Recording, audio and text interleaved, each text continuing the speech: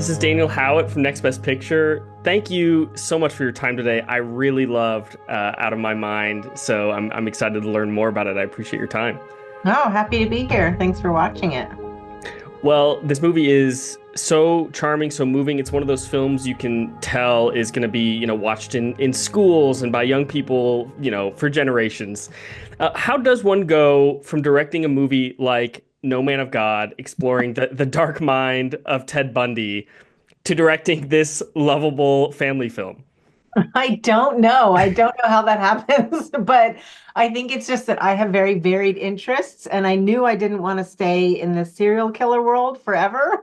I got a lot of Unabomber scripts sent to me after that, and I was like, no, I'm not here to normalize every serial killer. But I just really take the jobs that speak to me emotionally and where I feel like I have something to say about the topics or the issues. And Out of My Mind just really spoke to me on a personal level, and I felt like it was important that that movie be out in the world and be told as authentically as possible. And I just felt passionate about the story and I wanted to be a part of it. So, Had you read the book before being approached for this project? I hadn't read the book, and it was an odd timing though, because when I got the script, my daughter's class then started reading it. And then I was like, oh, great, you can read this book. So I was reading it the same time as my daughter was reading it. That's awesome. We That's both awesome. loved it and fell in love with the character of Melody, and I knew I had to make it. That's so good. Well, we'll definitely talk about Phoebe's wonderful performance here in a minute. But aside from casting a star with cerebral palsy, how else did you sort of invest yourself in this world and get to know families like these to make sure that everything about this film would speak to them and be authentic from yes, the casting, but also even production design, things like that.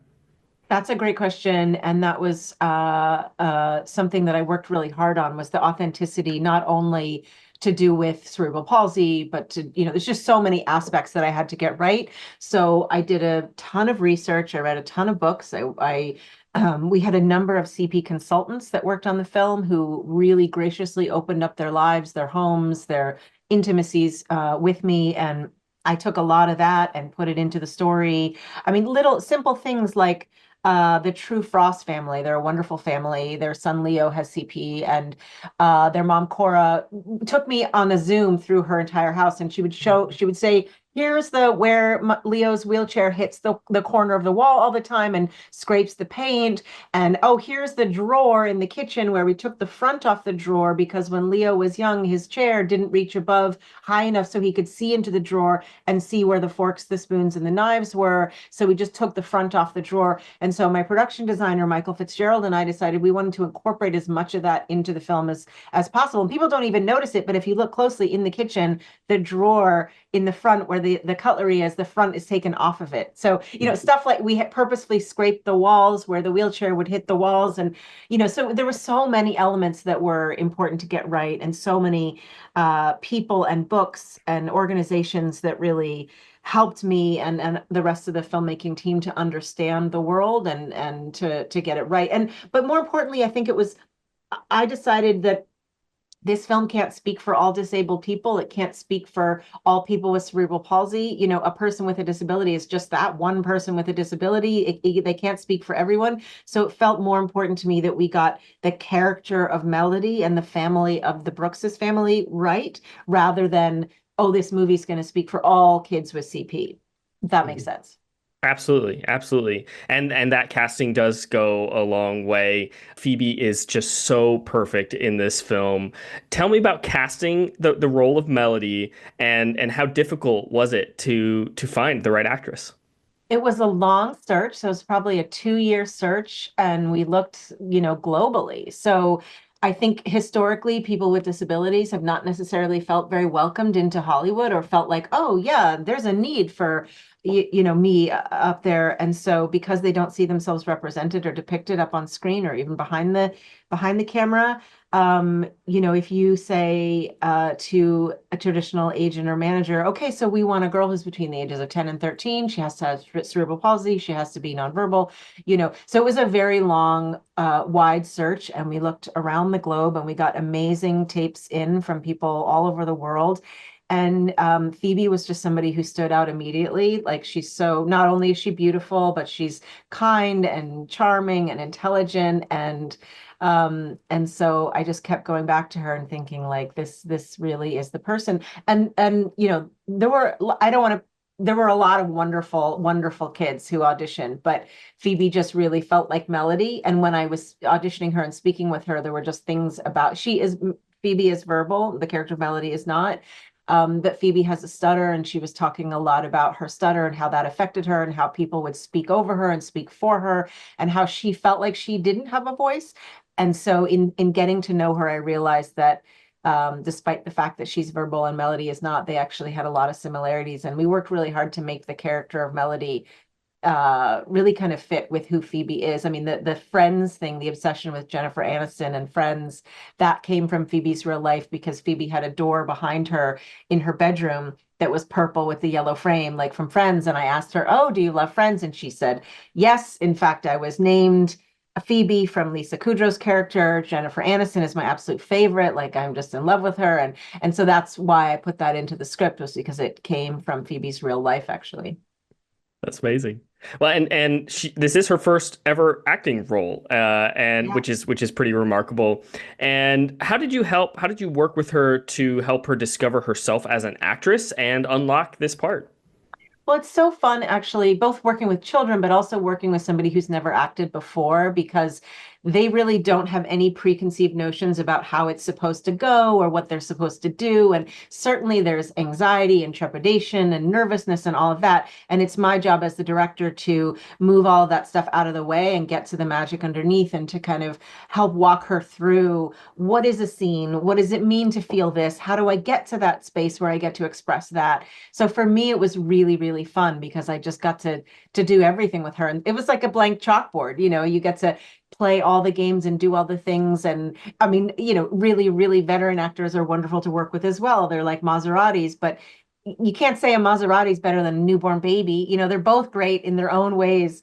And so Phoebe really brought that newborn babiness to it. And to her credit, she was so, I mean, she was certainly scared and nervous and anxious, but she put that all aside, and she was really brave and really giving and really trusted me. And I will be forever grateful to her for trying and doing all the things that I was asking her to do. You know, she was such a trooper. So. Hmm. Yeah, I mean, it pays off in her wonderful performance. I spoke with Luke last week, and we talked about how, reacting is such an important part of the acting process, Mhm. and how acting opposite a nonverbal character was a new experience. And I'm curious for you on the directing side, what observations you had of directing a nonverbal performance, even though Phoebe is not nonverbal, of course, the character is. You know, it's funny. That was something that in the beginning, I think I worried about, thinking, oh, wow, you know, she's not going to say anything. How, you know, and what I learned in the making of this film is that we communicate a million different ways, and speech is only one of that million. And so what we found is that to know her and to love her and to understand her and to understand what she wants and what her objectives are, we don't need a voice. There are, you know, as I said, a million other ways that she can communicate. And so once we got into it, I didn't even notice that she was nonverbal. It's just not, you know, I think we're lucky that film is a visual medium, and her face is so expressive, and you say so much with, you know, where you place the camera, what you're pointing the camera at, what the lighting is like, that we just found it, you know, I mean, as if you meet someone who's nonverbal, they're not less of a person. They don't have less of a personality. They're just nonverbal, but they still have all the things that you and I have, you know. It's just a different way of communicating. So I found in working with Phoebe, it wasn't the thing that you thought you were going to worry about in the beginning. It wasn't even a concern once we got into filming. Amazing. Well, Luke has also described your directing style as full of surprises and experimentation. How do you approach the set to keep that spirit of experimentation alive? I don't know, Danielle. I'm a weirdo. I just, I am very instinctual, and I plan and plan and shot list and have it, really, I plan what I'm going to do on set. And then when you're on set, I do really believe that there's some magic that happens in the moment. And I go with ideas and inspirations that happen in the moment. And sometimes that will be like, hey, let's change this line. Or actually, we thought you were really sad in the scene, but I think actually you're laughing hysterically the whole time. I just really, I like to go with those in the moment inspirations, because as much as you can plan, once you really have on that given day, those given actors, that given camera, that lighting, that mood, that energy, everything that's actually happening on the day, it can change and inform something. And you need to stay really agile and like open to that kind of thing, because that's when the magic can happen. So Mm. yeah, so Luke and I have made 2 films together now. So he's used to me throwing like totally random direction at him. Like sometimes I will say something like, hey, yeah, I want you leaning back and your arms up in the chair the whole time in this one, just because I saw him do something that made me think of that. And then and sometimes it's an internal note and sometimes it's an external physical note. It really depends. And I think a lot of that is because I used to be an actor I started training as an actor from age 5, and I was an actor until age 30. And so I have done it all as an actor, and I love it so much that I have such great respect and love for my actors, and I know what it's like to be them. And I think I just really like to play, and I know how much most actors like to play, and I know how much most actors are. As I said, Maserati's like they can do all the gears, they can do all the moods, all the things. So that's why they're there. They're not there to do it the same way every time. They're there to have fun and do it different ways and show you how fast they can go. So why wouldn't you open it up all the way on the highway if you can? That's amazing. And even with all that experimentation, of course, there is so much planning that goes involved, especially visually. And like you said, film is a visual medium. I Yeah. love that so much of the film visually is told through Melody's perspective. Tell me about working with your DP Noah and how you wanted to visually communicate Melody's frame of mind. Yeah, and it was great working with Noah. I mean, he and I both are very aesthetically picky. So we both really were like, look, this is a family film. It's quite a simple story. It's not like it's a sci-fi, tons of sweeping landscapes. But I was like, but it has to be beautiful. It has to. So we're both very into like lens flare and reflections and mirrors and all of that. So we had a great time coming up with all the shots and planning the look of the film. And so I wanted it to be beautiful, but at the same time, I wanted it to feel like the real world and like this is a home that a family has lived in. And I didn't want it to feel cold and distant. I wanted to feel warm, family like, approachable, comfortable, and yet still beautiful. So it was so fun to work with him. We were always kind of like, oh, okay, well, there's a glass wall right here. Let's use this reflection. And that was kind of the funnest part of the day every day with him, or when we were scouting, was just figuring out what were all the cool reflective angles we could work with. And we used a lot of great just pieces of crystal and plastic that we would put in front of the lens to kind of get a little bit of blur on the sides, or it's all that dorky film stuff, foreground, what, all of that. But it's really fun to dork out on the look of it. So yeah, Noah and I had a great time doing that. Well, and audiences have responded very well, both originally at Sundance, and then when the film came out last fall, just really wonderful reception. Critics' Choice Award nominations, great reviews. Have you been able to connect with families, maybe families with someone with cerebral palsy, and hearing stories about how this film is connecting with people? So much, and it's been so amazing. And honestly, like it makes me cry almost daily. Like it's been really hard to keep up with the Instagram because that's sort of the easiest way to find people is on Instagram. And I've gotten so many messages from kids and parents who this movie, they felt like this was them or they lived that life. And it's been amazing. And I feel really bad because I'm like, oh God, I can't reply to every single one. But it's been, I mean, I will never forget in the process of auditioning for the characters, there was a 14-year-old boy who was nonverbal. He uses AAC or an iPad to talk, and he was auditioning for a part. And he said to me, I don't care if I get a part or not. I'm just so thrilled you're making this movie. I wish there had been a movie like this for me when I was a kid.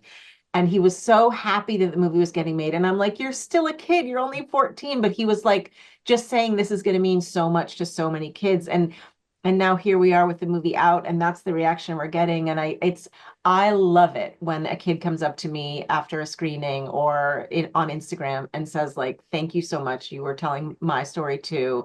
And it honestly makes me want to cry. It's been one of the most meaningful parts of getting to make the film is the reaction that people are having and how people are connecting to the authenticity and feeling like we told the story truthfully, and that is the biggest. I love it. That's amazing. And I know there's more books in the series. Have you Yeah. started having conversations if you would return to make more installments? I would love to. I would love to. There's two other books, and yeah, there are powers that be above me that get to make these decisions, but I would absolutely love to make the rest of the series for sure. Well, whatever you do next, we'll be watching. I can't wait to see it. So, Amber, thank you so much for your time. And again, thank you for this film. I love it. Thank you. Thanks for watching and thanks for chatting. Absolutely.